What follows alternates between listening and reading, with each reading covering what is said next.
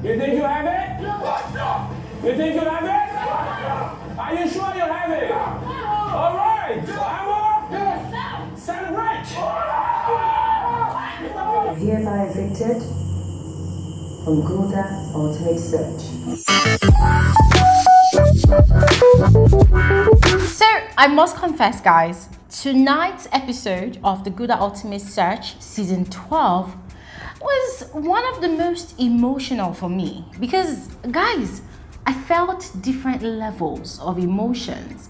I was excited, I was sad, I was fidgeting. Yes, I think I had anxiety for a bit when the contestants were having their task. I don't know, guys, but it kind of got me in my feelings, and I think that's a good thing because since watching the show this season, I haven't really had an emotional meltdown the way I really wanted to. And so having gone through all those different levels of emotions tonight whilst watching tonight's episode, guys, yeah, I felt good about it. And it kind of made me realize that, okay, last weekend that I missed watching out on those two episodes, I think I totally missed a whole lot, guys, especially when I went through the recaps, guys. I realized that there's something called the boomerang. Yes, which 3 of the contestants so far have found in the jungle. There's Osaz, there's Esitima, and there's also Damola. They each have found a boomerang, which is kind of meant to give them a passageway back into the show if it happens that at any point in time they get evicted from the jungle. And I thought that is actually another good thing. Yes, and I love the fact that that was introduced to the show because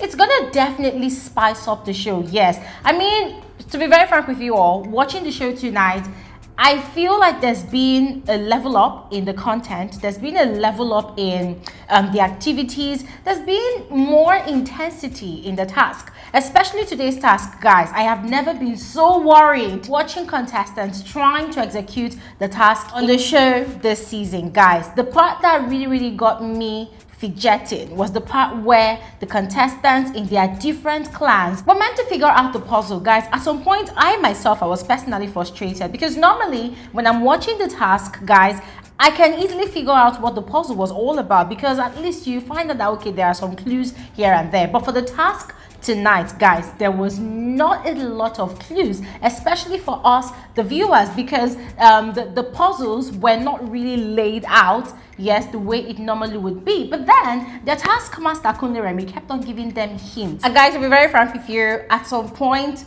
I was over and done with the task. Yes, I just told myself, you know what, if they get it, oh, fine. If they don't get it, oh, I don't care anymore. Because whilst they were trying to figure out the puzzle on the show, I personally over here, I was also trying to figure it out, but it was so frustrating. I couldn't even get it right. And I think once again, that is a good thing. Yes, it kind of added some spice to the show. It brought that excitement because I personally was excited. I wanted to find out which clan was going to figure out the puzzle. I was really looking forward to see which clan was going to escape eviction tonight, yes, at the place of the talking drum. And thankfully, it turned out to be the Amor clan. And guys, to be very honest, see me jumping in my house because those people, they've suffered a lot on the show this season.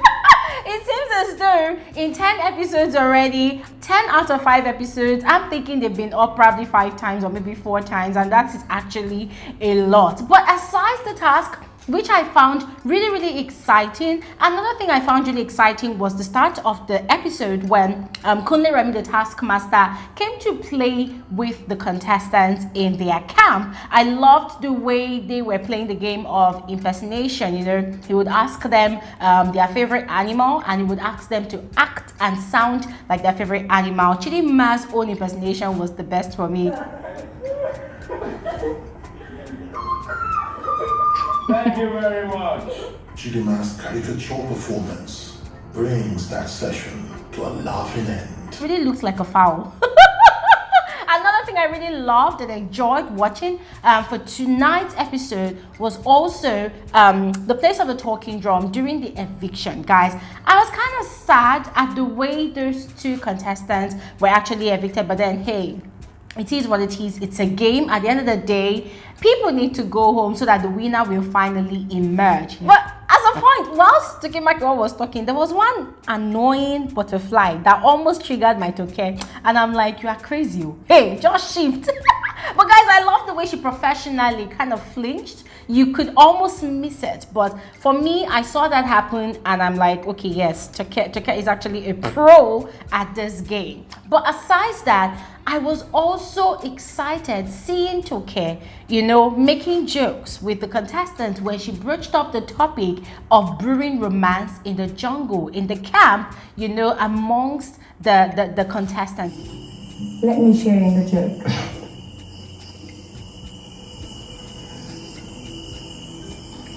There's no more romance in the world. It gave them a moment of comic relief. It gave them a moment to laugh, you know, just push off all the stress of the day, laugh off all the tension that had actually brewed up, you know, at the place of the talking drum. I love the fact that Toke was even smiling, because she looked kind of intimidating, you know, every time we have to watch the eviction process. Toke was always looking intimidating. I really loved the fact that Toke was actually smiling. Yes, I mean, it was a breath of fresh air, you know, away from the Toke that is always coming with a serious face, ready for business, ready to kick out some people from the camp. But then moving on to more serious business, Toke actually informed the contestants that from next week, they will start executing tasks individually. So it will no longer be eviction by clans as it has been from day one of the show this season. From next week, it will become a business of you getting tried individually by your strength, by your speed, by your sense of paying attention to details, listening and observing things around you in the camp. And guys, very interestingly, Toke also mentioned to the contestants that the boomerang that Esitima, Osas, and Damola found, it had actually been at that camp from day one that they started staying in the jungle. So it was quite interesting that it was when they mentioned it, you know, that they started discovering the boomerangs, guys. And it's also quite interesting the importance, you know, of that boomerang. So it means that if a contestant is evicted from the jungle, automatically, if they are voted back by the viewing audience into the jungle, they stand a chance to even be voted. Yes. So guys, I am really looking forward to seeing what next week holds. Yes.